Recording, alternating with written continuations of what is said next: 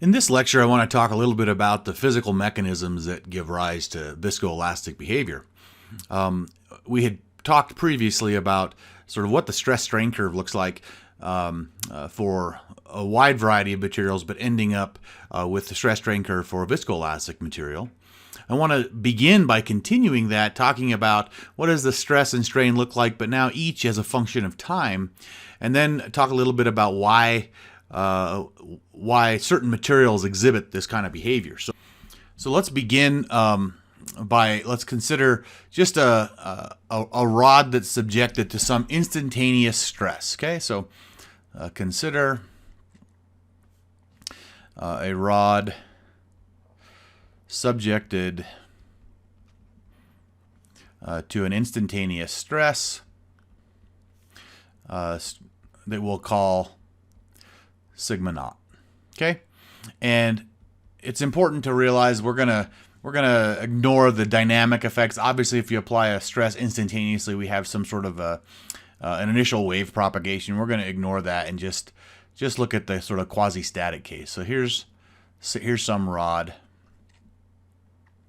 and we're going to apply some stress sigma naught on it. Okay, and then what we're going to do is we're going to hold that stress constant, and we're going to look at what the strain does. Okay, so this isn't a stress-strain curve. This is going to be a strain-time curve. So strain is a function of time, which means that our x-axis is, of course, time. Okay, so what we'll initially have, if it was an elastic material, we would have the strain jump to this value that would just be sigma naught over E, right? Or maybe we'll call it E naught, the elastic modulus. That gives us a strain. And if we were to look at the linear elastic case, we would just have that value holding constant for all time. Okay, so this would be linear elastic. Okay? But in an anelastic material, in this case viscoelastic, we observe that it increases. Okay, so the strain grows with time. So this is anelastic behavior. Okay, so in an anelastic material, under constant stress, strain is going to increase with time. And we can define this behavior. We introduce this new term that we're going to call the creep compliance. So I'll just say that to describe this,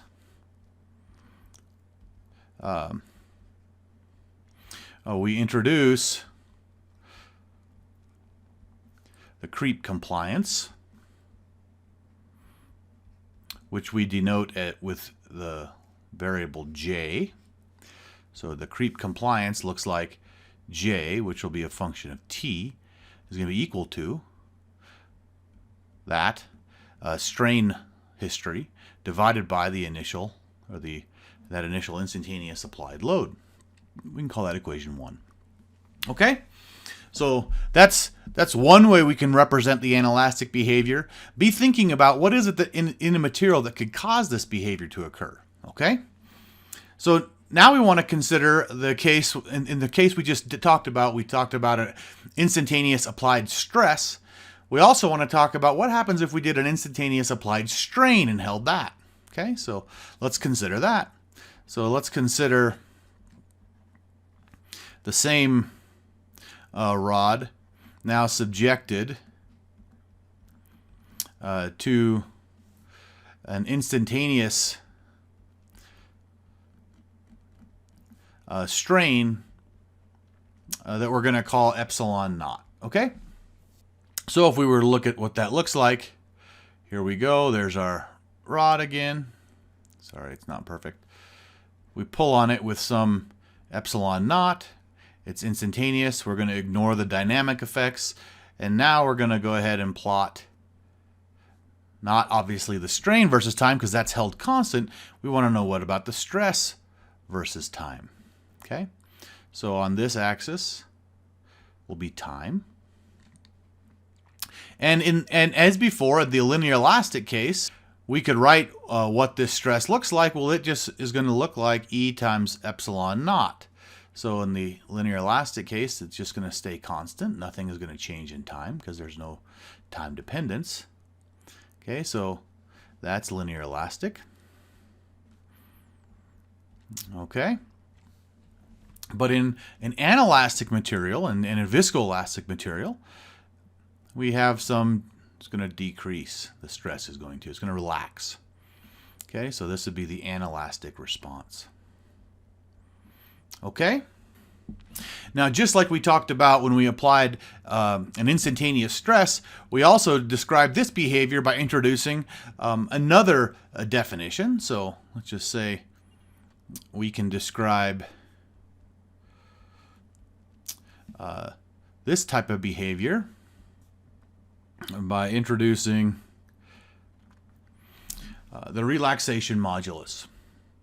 Okay? So the relaxation modulus is a new definition, and it's easily defined. Okay? The relaxation modulus looks like E sub r for relaxation, which is a function of time. It's going to be equal to sigma t divided by that instantaneous strain that's being applied. Let's call that equation 2. So now what we want to do, those are the two characteristic behaviors of anelastic materials, and it really highlights their explicit dependence on time. And what we want to talk about now is just real briefly sketch out the mechanism that's responsible for this sort of time temperature behavior. What you're going to find out is that for this kind of material, unlike for plastic materials that we maybe talked about earlier, where almost every class of material had some component where plasticity would be relevant, in the case of viscoelastic materials, that's not the case. In fact, most viscoelastic materials are polymers. So be aware of that. Most viscoelastic materials are polymers. Okay? And this will be the focus of this class. Okay? And in this particular lecture, when we talk about the mechanisms, that's going to be the focus of the mechanisms that we're going to discuss. Okay, so let's think about how a polymer might give rise to viscoelastic behavior. So let's first just remember what a polymer is. Okay, so very broadly speaking, it's an assortment of chain molecules. So it's an assortment of chain molecules that are tangled together with varying degrees of cross-linking. Okay, and let me see if I can remind you a little bit of what that means. So varying degrees of cross-linking. So if you remember back to your undergraduate properties class, cross-linking are the primary bonds that link individual polymer chains together. So you get these long chains, and then the primary bonds that would be typically covalent that bond them together are cross-links, even though even in an uncross-linked polymer, the chains are still held together via van der Waals forces. Okay, so tangled together with varying degrees of cross-linking and also held together by van der Waals forces. Okay, by van der Waals forces. So let's draw a picture of that. It's actually pretty easy, not to draw a detailed picture, but to get the gist. So here's our block of material. Okay, we're going to pull on it with some stress or strain. And what's inside? Well, it's a jumble of chains that are bonded together in various ways. I think I'm probably not being as random as I could, but you get the idea. This is sort of how a polymer looks. It's all tangled mess of polymer chains, okay? So let's think through what's going to happen here. So If you remember, we talked about in the previous lecture, we talked about the stress-strain behavior. We showed, or we at least mentioned, that there was a case for when we wanted to hold the rate that we're applying the load fixed and vary the temperature, and then another case for when we're going to fix the temperature and vary the rate. So let's go ahead now, and we're going to envision 3 deformation regimes at a fixed temperature. So let's go ahead and say for polymers, let's go ahead and consider 3 different deformation regimes. And this is all just very, very basic. I mean, we could get into more detail, but this is just to highlight kind of the general underlying basis for the behavior that we're talking about. So consider 3 different deformation regimes for polymers, okay? And this is going to be, let me actually erase this and say, at a fixed temperature. So at fixed T. So we're not going to vary that. So we could envision one regime in which you apply the load and the existing bonds simply stretch, okay? None of them break, they just stretch, okay? So regime 1 is existing bonds stretch. Okay? And in this case, the chain configuration is unchanged. Then we can, so in that case, we don't actually expect there to be a significant difference between the linear elastic case and what we're talking about here, because the bonds are just simply stretching. The next level of deformation would occur after, let's say the bonds have already done all the stretching. The van der Waals bonds are now going to break, and then the chains are going to realign to try to carry the load via the primary backbone and the crosslinks. So, van der Waals forces, or van der Waals bonds, this is the next regime. Bonds break, okay, and then the chains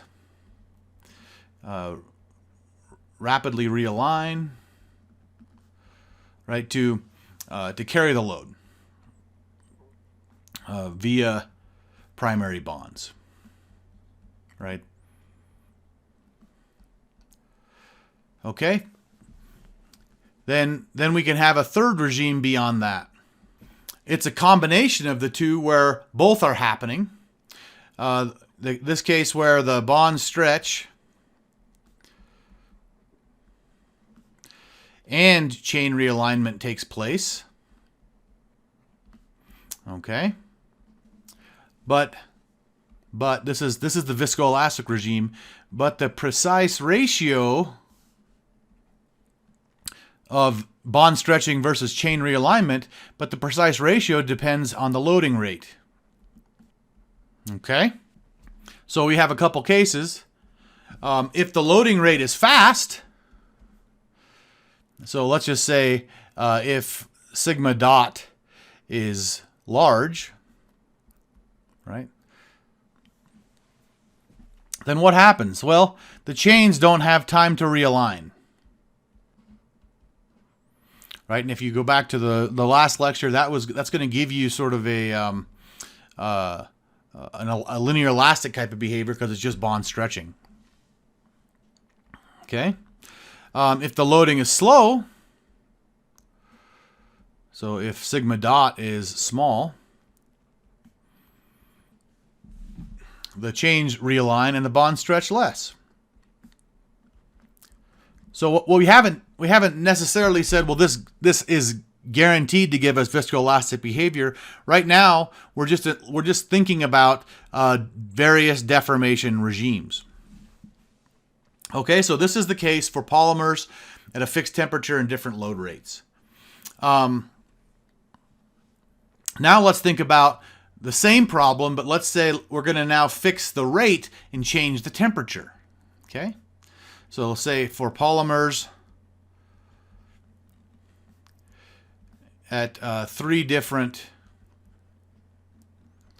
deformation, I'm going to abbreviate deformation, regimes, and now at fixed stress or strain rate. We'll just say stress rate to start with. Okay? Well, it's the same thing. At low temperatures, right? So we can vary the temperature now. What happens at low temperatures? Well, kinetic motion is going to be limited,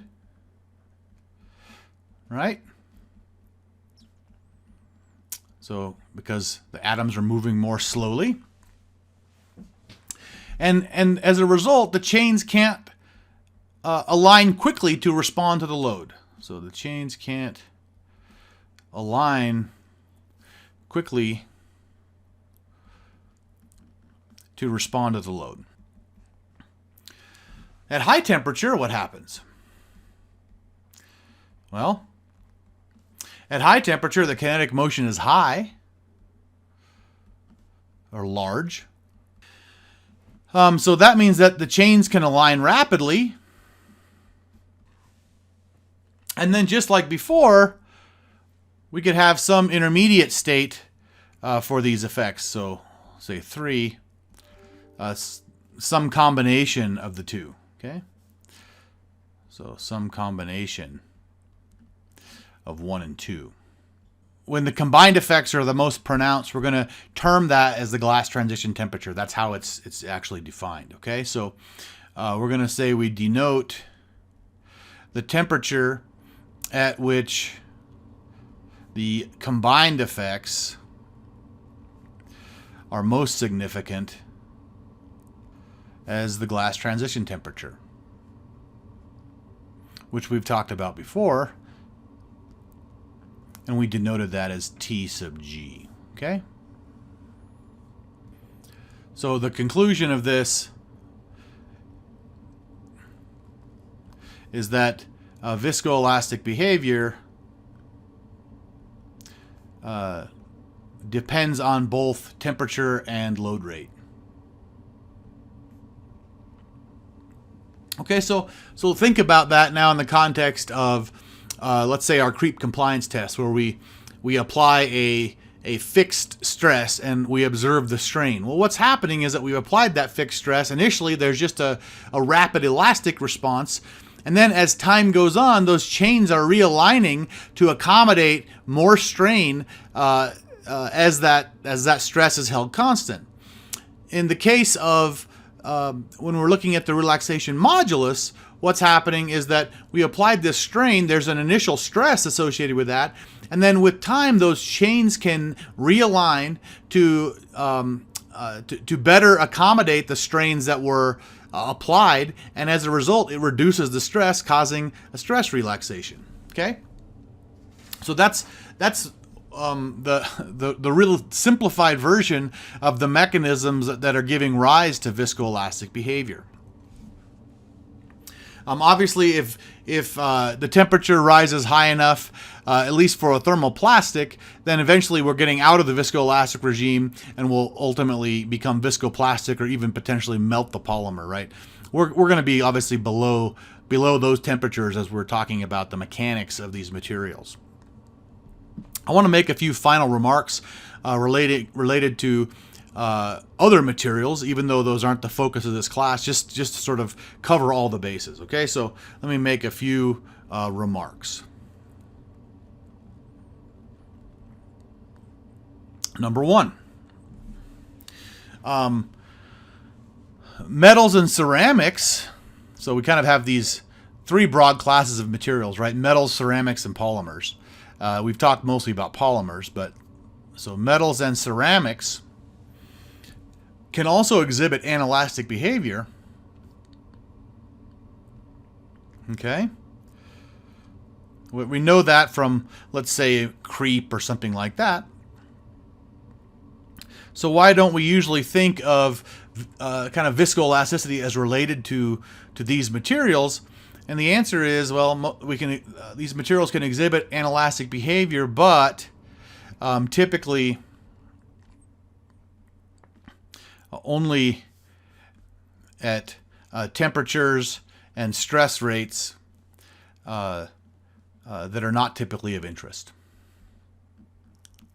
All right, if you're doing research into let's say nuclear materials, and you want to look at something like maybe tantalum and its response under an explosive response, you might care about things that are strain rates of maybe 1 million per second or something like that. So something that's many, many orders of magnitude higher than traditional engineering applications. Okay, in that case, you might want to think about implementing these kinds of rate effects. But in general, we're just not dealing with rates that are high enough to really demonstrate viscoelasticity in these materials and/or temperatures. We get to those kind of temperatures, and it's outside the realm where we'd ever expect these materials to be used. Okay.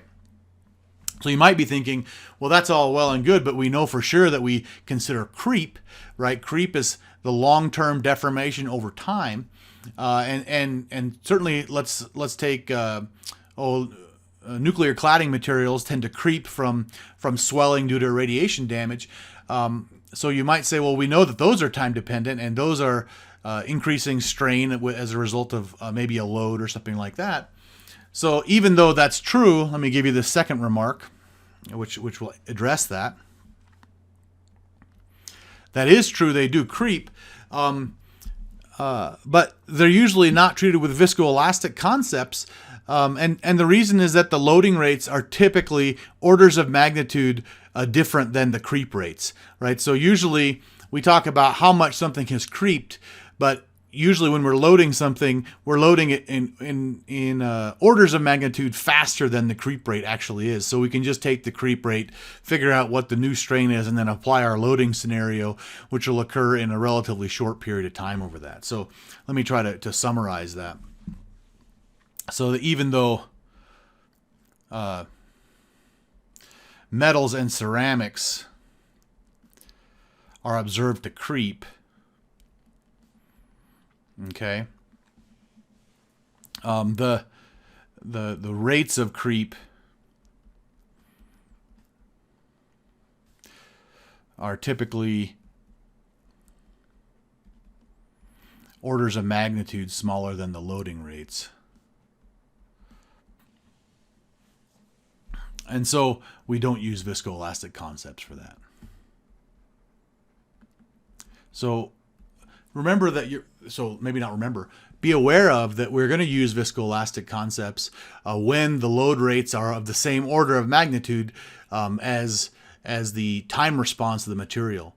Otherwise, we will just take the time response of the material, figure it out, and then apply the load rates, right? Or we would apply our load and then look at the time response later. It's only when those two are interacting that we really get this kind of viscoelastic behavior that we need to model with the concepts that we're going to talk about here in the next few weeks.